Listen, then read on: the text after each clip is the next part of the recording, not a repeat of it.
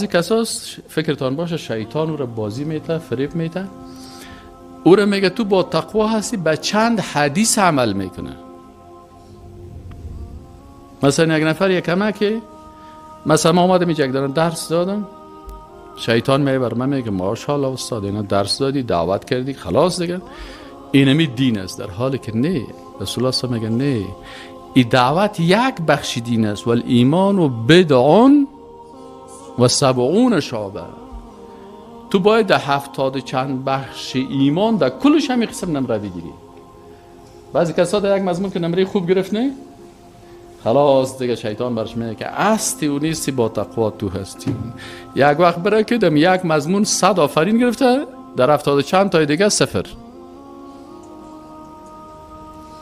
بسیاری کسا همین قسم میشه، بسیار مغرور هم میباشه. سیز در یک مضمون خوب نمره گرفته. ما در دوران ماستری یک صنفی داشتیم، این صنفی ما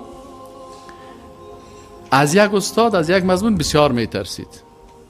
هر وقت که میرفتیم یک کتاب بود امیر میخواند، یک کتاب بود به نام مغنی اللبیب، در ماستری ما میخواندیم، یک کتاب نحوی است. اما هر وقت که میرفتم این کتاب در میچیدستی، استاد از یک شیخ ازهر بود، یک چپن بسیار کلان داشت، چاق خادم بود، لنگی سفید تو ازهری میزد، بسیار تند بود. کل ما از اون میترسیدیم، بسیار تو عالم بود. خب بسیار تو ما شما قاروک میگیم، من تو قاروک بود دیگه. این صنفی ما از این بسیار میترسید و همیشه همین کتاب از میره خوانده میره. من برش میگفتم ما برادر یگان مضمون دیگه رو بخوام، نه میگه والله نه خدا نه خدا. یگان وقتش من میشم درس میخوانم، میفهمی کتابو میخوانیم. خوی کتاب بیخی حفظ کرده بود. یک وقتی که نتایج اعلان شد که در این مضمون بهترین نمره رو گرفتم، اما در مضمون دیگه ناکام مانده بود، از ماستری اخراج شد. اینال دین هم همین قسم است. رسول الله صلی الله علیه و آله که ایمان و بدعون و 70 شعبه، 70 چند شعبه است. حساب کده کدام شعبه چند نمره داری. اگر در کلش حداقل 55 نمره کردیت گرفته بودی سیست، یگان تا رو ببینید یک مضمونش بسیار خوب است و شیطان اینقدر مغرور ساخته. مثلا یک نفر ذکر میکنه، این دیگه میگه خلاص من دیگه ذکر هستم، همیشه در قرآنم نمازم که میخوانم آیات ذکر میخوانم. بله ذکر خوب چیز است، لکن یک شعبه دین است. بعضی کسا دعوت و تبلیغ میکنه، فکر میکنه ولی همین دین است، همیشه آیات دعوت خوانده میره. متوجه هستین؟ اما انسان مسلمان باید در همه شعبات دین چی باشه؟ با تقوا باشه.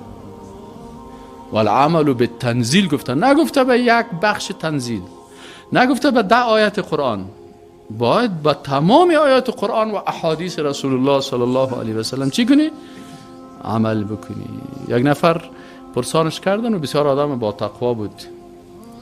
گفت چی آرزو داری؟ گفت والا آرزوی من است، من کل سنت های رسول الله صلی الله علیه و سلم در زندگیم تطبیق کردیم، لکن تابال یک سنت از پیش مانده، میخوایم برم تطبیق بکنم ولی واسم نمیرسه. چی است سنت که واسه نمیگه؟ حالا در یک حدیث خوانیم که رسول الله صلی الله علیه و سلم نماز میخوان، باز یک نواسه کش بود رو در بغل خود میگرفت، واده سجده که میشد باز رو در زمین میماند، باز پس که میخیز رو در بغل خود میگرفت.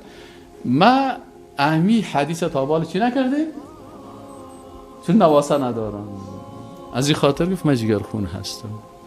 این تقوا میگه که حتی به ترک یک سنت از سنت های رسول الله صلی الله علیه و سلم انسان متأثر باشه، جگرخون باشه. این تقوای حقیقی هست. اما این تقوا نیست که یک 5 تا یا 10 تا سنت گرفتیم دورم محکم هستم و همیشه در سر زمین فشار میارم و شیطان مرا میگه نمی 2 تا رو که گرفتی خلاص دیگه تو خلاص.